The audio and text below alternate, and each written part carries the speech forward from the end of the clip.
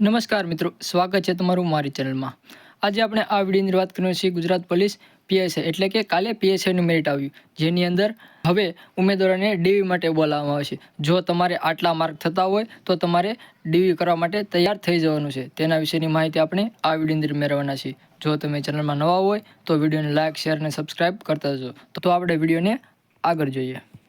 કાલે Gujarat police PSI paper 2ના mark જાહેર કરવામાં આવ્યા, જેની અંદર કુલ પેપર 2માં 49,259 ઉમેદવારોએ પીએસઆઈ પેપર 2ની લેખિત પરીક્ષા આપી હતી, જેની અંદર 8,676 ઉમેદવારોએ પેપર 2માં ક્વોલિફાય થયા હતા, જેની અંદર 40,593 ઉમેદવારો ડિસ્ક્વોલિફાય થયા, એટલે કે તેમણે પેપર 2 પાસ નથી કર્યું અને હવે તેમને ડીવી માટે બોલાવવામાં આવશે। ડીવી માટે 2 ગણા ઉમેદવારોને બોલાવવામાં આવશે અને આપણે ફાઇનલ મેરિટ કેટલું અટકશે તેનો અંદાજ મેળવ્યો તો માહિતી મળી રહી છે કે એક અંદાજ મુજબ મેરિટ થોડુંક ઉપર નીચે જઈ શકે છે, એટલે કે એસટી કેટેગરીનું થોડું ઉપર જશે અને બીજી કેટેગરી જેની અંદર 5 માર્ક માઇનસ અથવા પ્લસ થઈ શકે, જેની અંદર જનરલ પુરુષ જેનું 5 માર્ક પ્લસ થઈ શકે છે 125 અટક્યું છે, જનરલ ફિમેલ જેનું પણ 5 માર્ક પ્લસ થઈ શકે છે, અથવા એટલે કે ફિમેલ અને મેલ બંનેમાં 5 માર્ક માઇનસ પ્લસ થઈ શકે છે, અથવા અને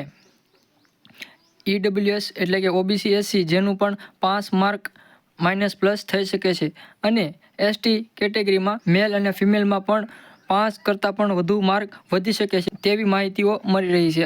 અને સંજય ચતુર્વેદીએ ટ્વીટ કરીને જણાવ્યું હતું કે પીએસઆઈના પરિણામ જાહેર થયા પછી મેરિટ કેટલું રહેશે, જેની અંદર ફાઇનલ મેરિટ ભાઈઓ માટે તેમણે કહ્યું હતું કે જનરલ મેલ જેમનું 123થી 125 અને બહેનોનું 105 આસપાસ રહેશે અને ઓબીસીમાં મેલ જેનું 222થી 224 અને બહેનોનું 195 આજુબાજુ, ઈડબ્લ્યુએસ મેલનું 218થી 220 અને બહેનોનું 190, એવી જ રીતે એસસી જેમાં મેલનું 215 અને બહેનોનું 190, એવી જ રીતે એસટી મેલ જેમાં 202થી 207 સુધી રહેશે અને બહેનોનું 170 આસપાસ મેરિટ જઈ શકે છે તેવું તેમના દ્વારા માહિતી આપવામાં આવી હતી। અને ડીવી માટે 2 ગણા ઉમેદવારોને બોલાવવામાં આવશે, એટલે કે 472 જગ્યાઓ ઉપર આપણે જોઈએ તો 944 અથવા 45 ઉમેદવારોને ડીવી માટે બોલાવશે તેવું આપણે કહી શકીએ છીએ।